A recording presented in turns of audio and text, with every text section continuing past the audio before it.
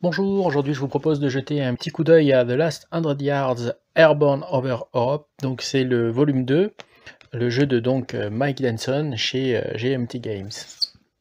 Alors on regarde rapidement ce que nous propose cette boîte. Alors comme pour l'autre, hein, comme pour le premier volume, la complexité est moyenne haute et sa jouabilité en solitaire aussi. Et toujours 2 à 5 minutes par tour de jeu.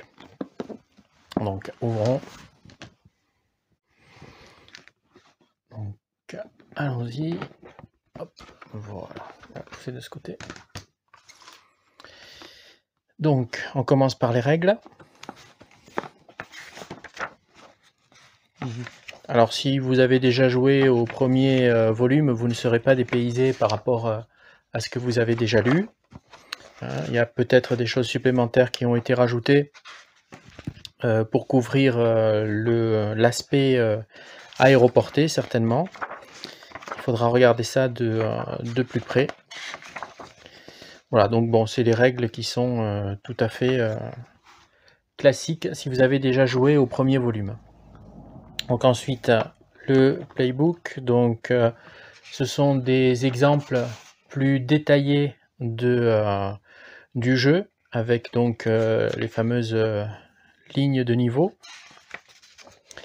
Et puis les activations, voilà, des exemples qui viennent appuyer les règles afin de vous permettre de mieux les comprendre et les appliquer.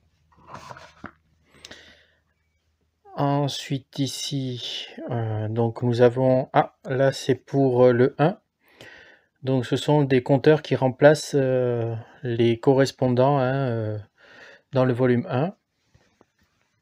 Voilà, recto verso. Alors est-ce qu'on a, oui on en a quand même pas mal. Donc je vous laisse regarder un petit peu. J'essaye de ne pas aller trop vite pour pas que ça floute l'image. Voilà. On regarde un peu de plus près.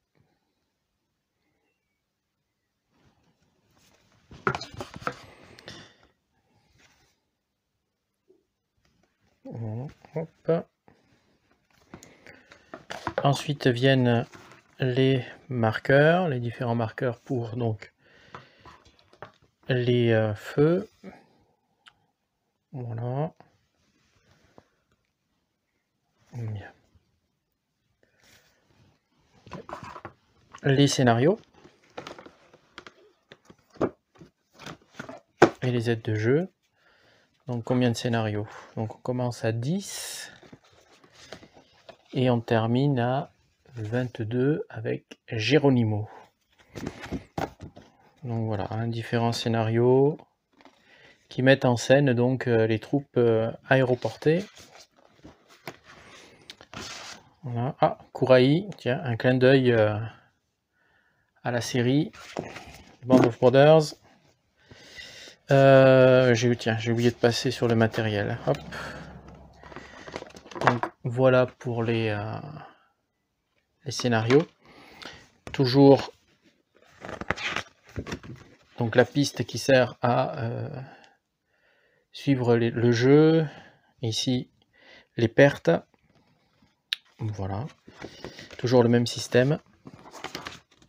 L'aide de jeu.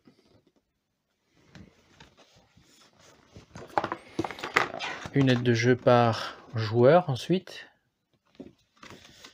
Voilà.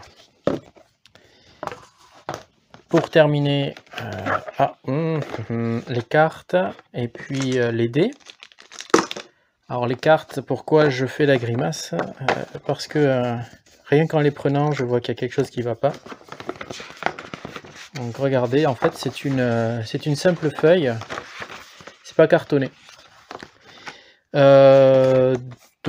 Bon, je suis à moitié étonné parce que j'avais entendu ce qui se passait par rapport aux cartes, mais je pensais que l'exemplaire, que ça avait été réglé et que les boîtes n'étaient plus en vente ou alors qu'elles étaient tout simplement arrêtées le temps que l'éditeur fasse le nécessaire.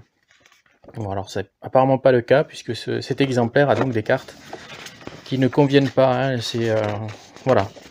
Donc j'espère que le souci sera réglé rapidement. En ce qui me concerne, je vais envoyer un petit mail à GMT Games pour voir ce qu'il est possible de faire concernant ces cartes. Donc ça c'était pour le petit coup d'œil donc sur la boîte.